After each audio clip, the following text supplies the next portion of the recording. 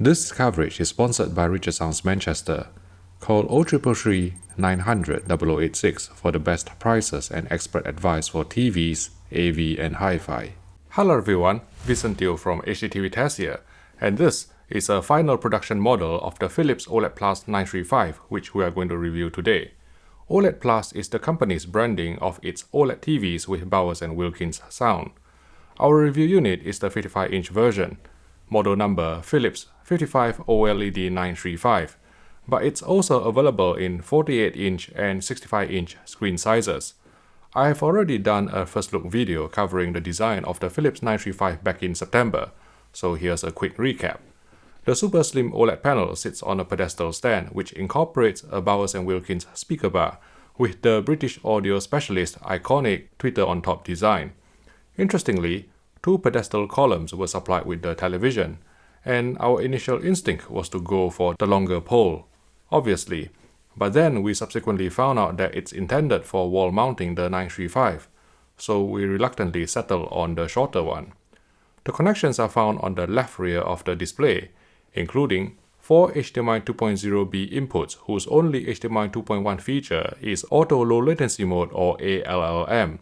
There's 4-sided ambilight on board, utilizing the space around all 4 borders of the screen to deliver the most immersive bias lighting experience.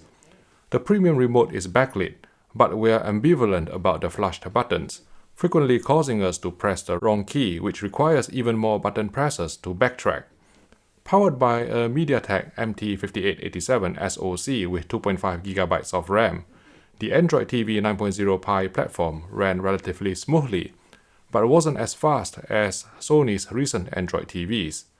All the key streaming apps are on board, including Netflix, Amazon Prime Video, YouTube and Disney+, and there's even Freeview Play for UK catch-up TV services. Let's talk about picture quality. The 55-inch Philips 935 uses a 2020 WRGB OLED panel from LG Display. All OLED TVs are capable of true blacks due to OLED's self-emissive capabilities, so we turn our attention to near black handling instead. The Philips 935 appeared to apply heavier dithering near black, causing low light scenes to look slightly noisier and grainier than competing OLED TVs from A brands. Despite the dithering, near black flashing artifacts were still visible in specialized test patterns, although thankfully they weren't as obvious in real-life content. SDR or Standard Dynamic Range color accuracy was excellent after calibration. Average delta error measured only 1 on this challenging color checker SG chart where 140 patches were measured, with no inaccuracies exceeding the humanly perceptible threshold of delta error 3. As a result, general colors, including skin tones, came across natural and cinematic in real-world viewing material. As a point of interest, the movie mode on Philips 2020 OLEDs including the 935 is actually the filmmaker mode, which you can set in the user menu to activate upon playback of content with filmmaker mode or FMM metadata, of which there's none in the consumer realm at the time we published this video in November 2020. With all motion styles disabled, the Philips 935 would exhibit classic telecinic judder, but the new for 2020 Pure Cinema setting cleared it right up, applying 5.5 pull-down to correctly reproduce 24 frames per second movies without additional soap opera effect or SOE. For owners who are sensitive to the baked-in judder inherent in 24p films, the television also provides a motion-style movie setting which would deploy a small dose of frame smoothing, though as with most frame smoothing, purists like me would still see some soap opera effect or SOE, however slight. With all motion settings off, motion resolution came in at the sample and hold baseline of 300 lines, going up to the OLED ceiling of 650 lines even on the pure cinema setting, suggesting that some high frame rate interpolation was still active in pure cinema mode. Unlike 2020 OLED televisions from LG, Panasonic, and Sony, the Philips 935 does not offer any black frame insertion or BFI technology on board, preventing any further increase in motion clarity.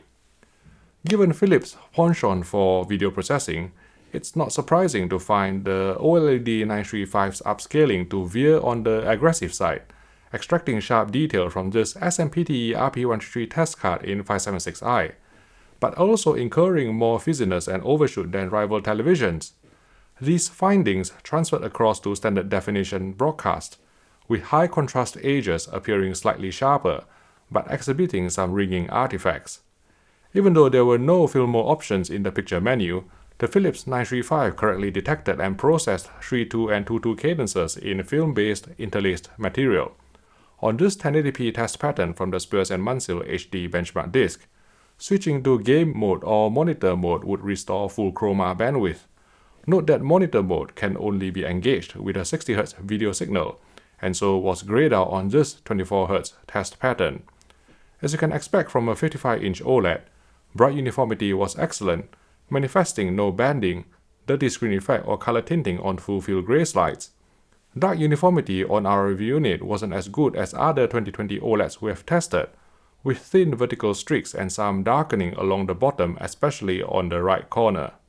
For HDR, peak brightness measured 710 nits on a 10% window after calibration to D65 white point, and 130 nits full fill. DCI P3 color gamut coverage came in at 98% UV, while Rec 2020 coverage was 72%, with the spectral power distribution showing a waveform typical of white OLED with color filter. A peak brightness of 710 nits is higher than all other 2020 OLED TVs except the more expensive Panasonic HZ2000 with custom professional OLED panel, thus giving a bit more sparkle to specular highlight detail on top of a wonderfully refined picture with inky black letterbox bars and no blooming artifacts thanks to OLED's pixel level light control. New for 2020, the Philips 935 adapted its tone curve to HDR10 metadata, allowing the TV to retain more specular highlight detail in 4000 nit content than previous models.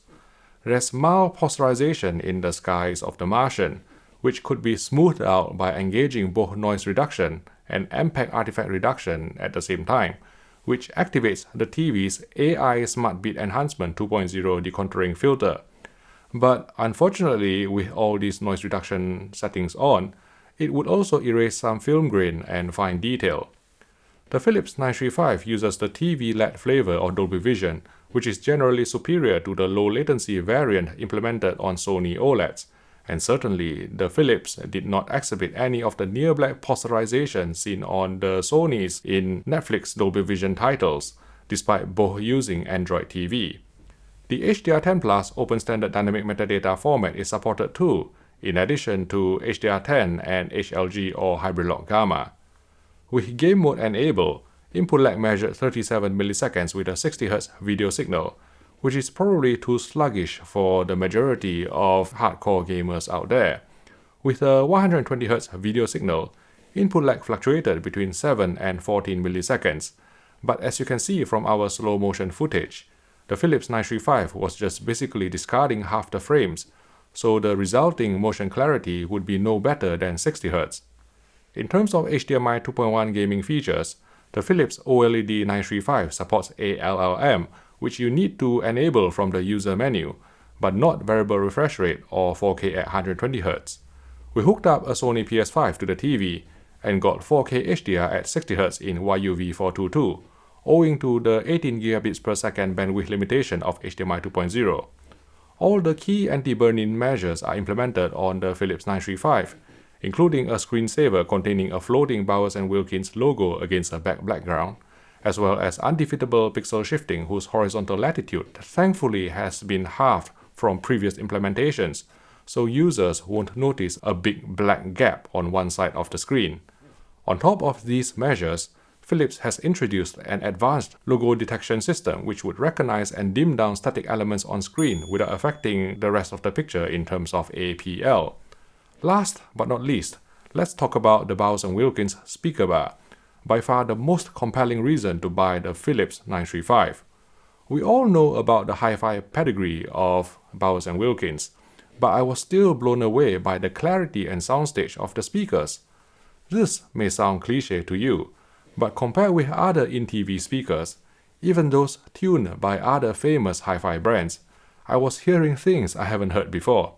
And I'm not referring to vile comments thrown at me on YouTube either. The thing with the Bowers Wilkins speaker bar on the 935 is, Everything just came so smoothly and naturally. I didn't need to strain to pick up every minute acoustic detail, every transient.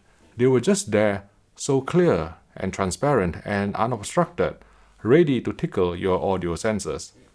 In the opening scene from The Revenant, I could hear the characters breathing in their sleep, which would normally be drowned out by the tinnitus-like sound effect. As the conductor turned the pages in The Greatest Showman, the sound came through with such palpable clarity and continued to be audible afterwards, cutting through the murmur of the crowd.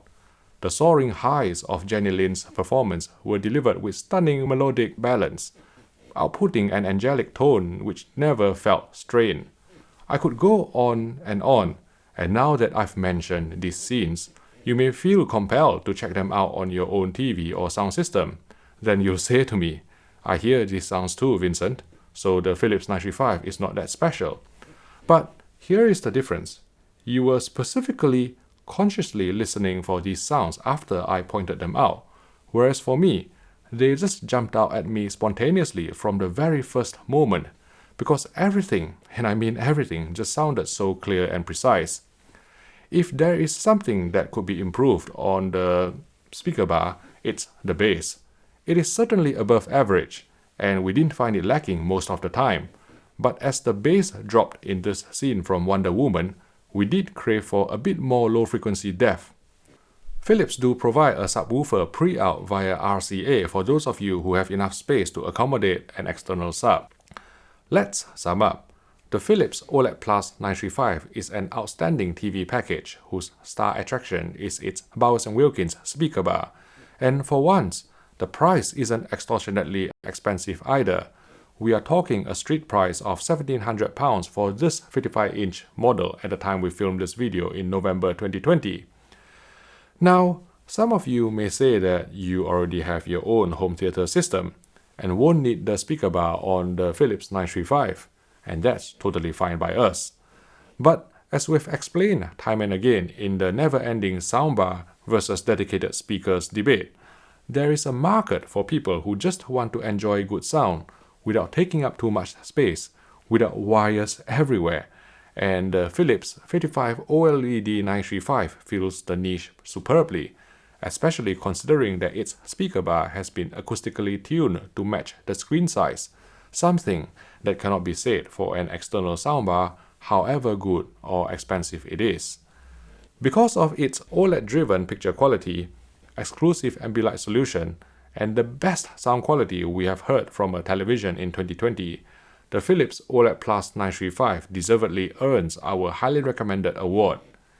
If you would like to watch more of our OLED reviews, I've created a playlist here, and for our technical TV comparisons, please click here for our current playlist, and I will see you in the next video.